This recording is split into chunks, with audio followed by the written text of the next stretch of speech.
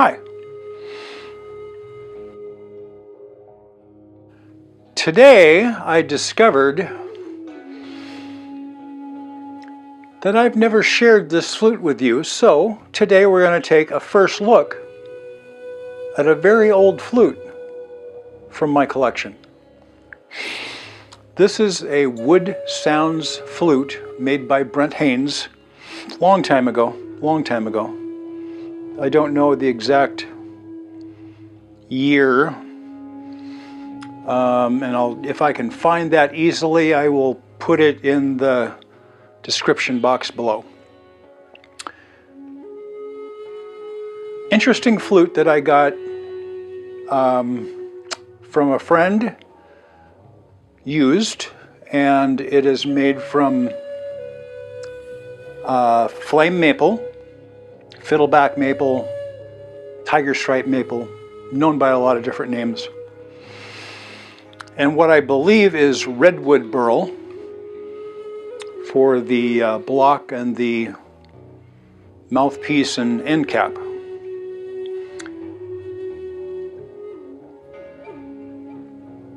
Like all of his flutes, 6-hole flute, but this one is a little unique in that it has 4 tuning holes, which is normal, but then it has another great big one up above that to help dial in the tuning. Now, I don't know if it was to try to make it into a different key. That's all I can think of that might have happened there. And the finger holes are a little bit larger than normal on his flutes, especially 3rd hole up. This is a C sharp, 4th octave on a piano. It has his claw style block, kind of his standard claw style block. Here's what it sounds like with no effects.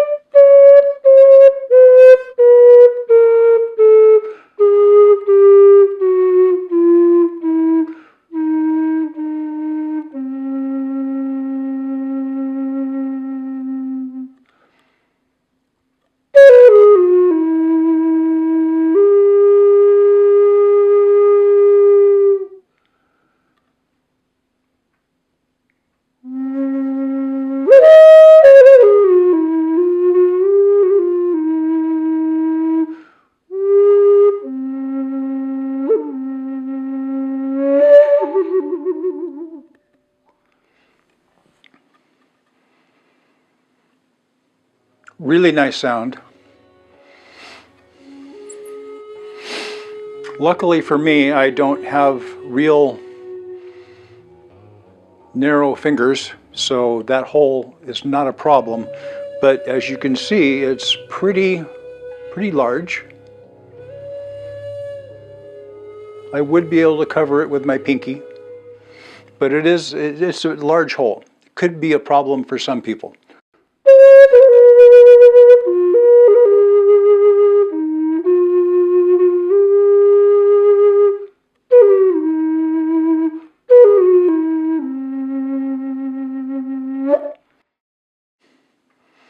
Pretty cool.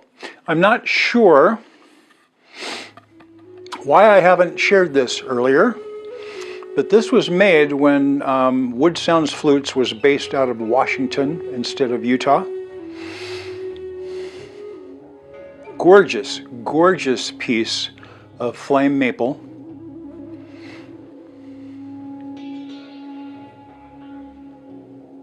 Just beautiful, beautiful, deep figuring.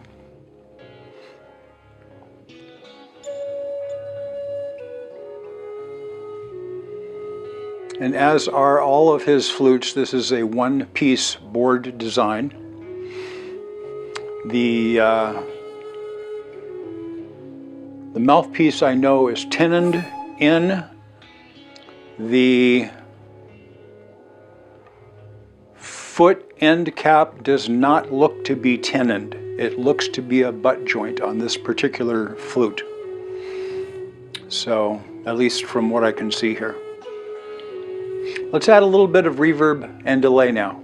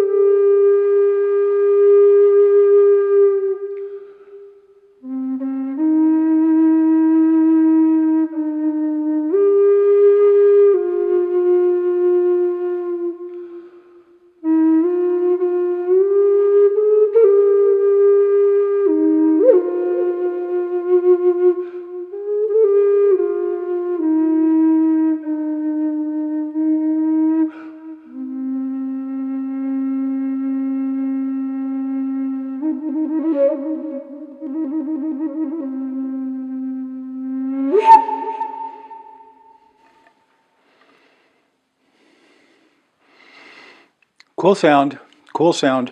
The larger holes, for me, make it real nice to do half holing and things on that bottom finger hole. Makes it, I feel that I can be pretty accurate with that. So Woodsounds Flutes by Brent Haynes.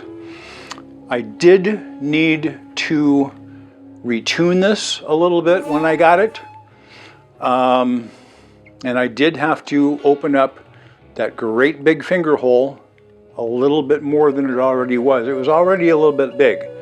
And I did have to, overall it was a little bit flat. It was, I think in the early days he was making his flutes to really, for somebody that really pushed a lot of air through their flutes. I can tend to do that. I admit that fully, but this was taking a lot of air to really get it in tune. So I opened up some of the finger holes a little bit, and it does fine now.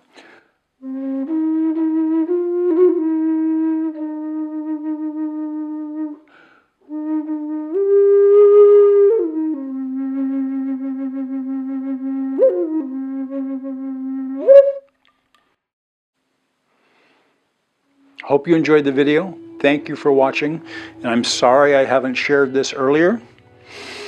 If you haven't yet, please subscribe and click the little bell down over there so that you can be notified the next time I post a video.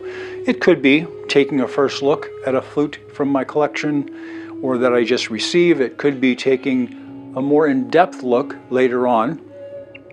It could be a tutorial on how to play the Native American style flute, one of the simplest melodical instruments in the world to first learn how to play in its basic 5-note pentatonic minor scale, which is how most modern day flutes are tuned. If you go beyond that, like I did on the descending chromatic scale in that dry flute sound sample,